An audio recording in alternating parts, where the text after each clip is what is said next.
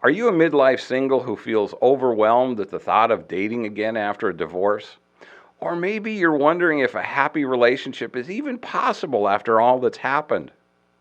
Today I'm going to show you how to set yourself up for success in the dating world after divorce, helping you find a relationship that lasts. Dating after a divorce can be daunting, and the stats won't exactly make you feel any better. The U.S. Census Bureau reports that 63% of second marriages and 72% of third marriages end in divorce. But here's the good news. Understanding why these relationships fail and learning from others' mistakes can help you avoid the same pitfalls. For so many people today, dating can seem a bit intimidating, if not downright overwhelming. After all, it's changed so much in the past 20 plus years. On top of that, you've changed. You're not the same person you were 20, 30, or even 40 years ago. You have a lot more experience in the realm of relationships. Whether it's been mostly good or mostly bad, you still have a lot more experience than when you were in your teens and 20s. Now, your role is to utilize that experience and learn from it. You have the opportunity to make better choices going forward. The problem is that most people squander this opportunity and repeat past mistakes. Those mistakes can range from jumping from one relationship to another, choosing someone just to be in a relationship, or not recognizing the warning signs of toxic relationships. The good news is that finding an extraordinary partner is very doable in today's dating world. You just have to prepare yourself for the journey to finding the right person for you.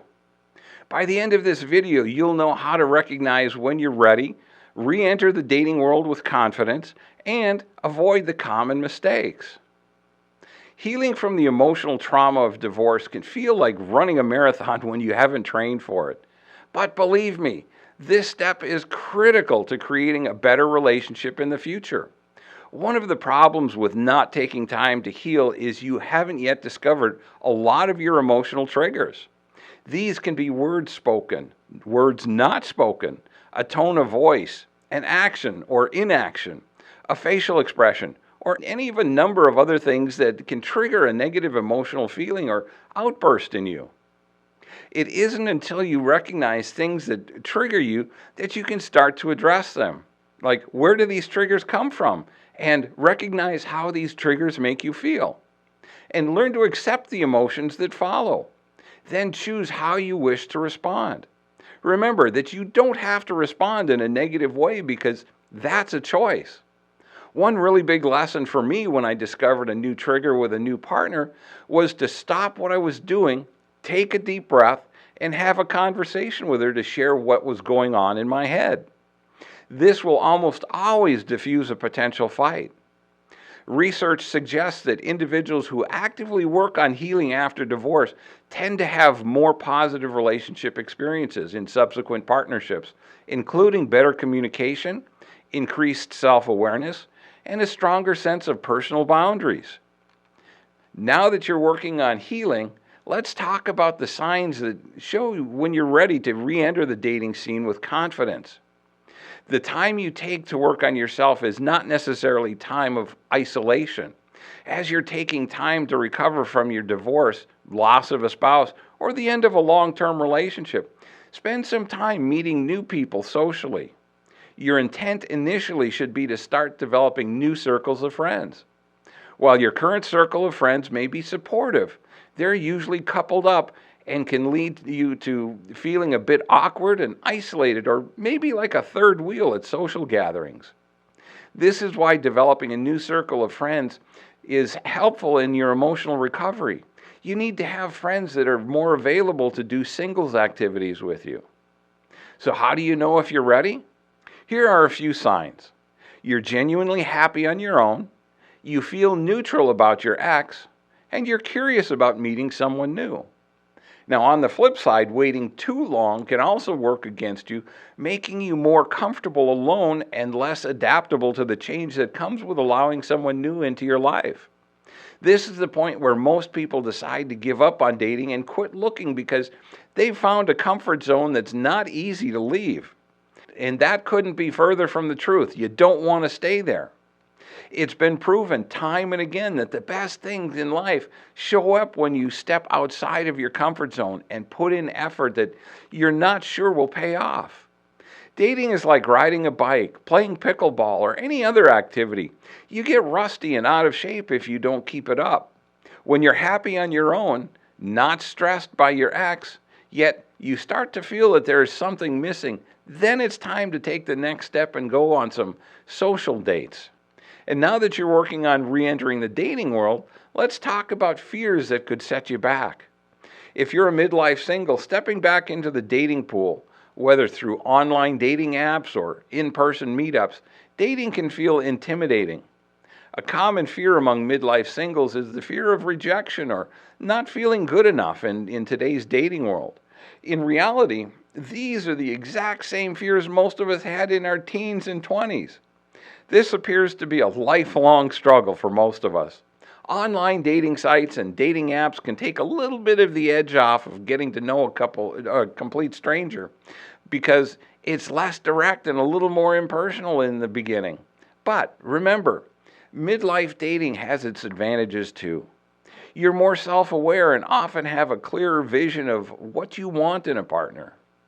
Today, I still struggle with the fear of rejection to a certain extent. However, at about age 50, I recognized that I was now much closer to being a part of the senior generation than I was at 20 or even a 30-something. Through my studies, I also started to realize that I didn't have to please everyone and I didn't have to be liked by everyone. That was a huge burden I no longer needed to bear. Just as I don't like everyone I meet, I know that not everyone is going to like me, and that's okay. It's part of our human nature to want those things, though. Where are you on your journey right now? Are you still seeking approval from everyone around you, or have you been able to accept that you're okay with or without other people's approval? Leave your comments below. Now, let's dig a little deeper into those stats from the U.S. Census Bureau. While it's tough to hear, 63% of second marriages and 72% of third marriages end in divorce. But why does this happen so often? Well, first, it's the emotional baggage you carry with you. Unresolved emotional baggage is a huge barrier to relationship or marriage success. Too many people jump back into dating without fully processing the hurt and lessons from their first marriage or their previous marriage.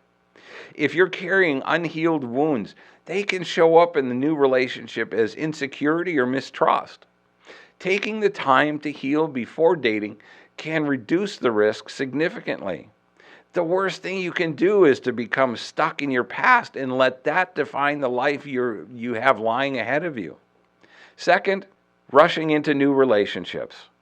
Another common issue is being in a hurry to be in a new relationship. Midlife singles often feel pressure to make up for lost time.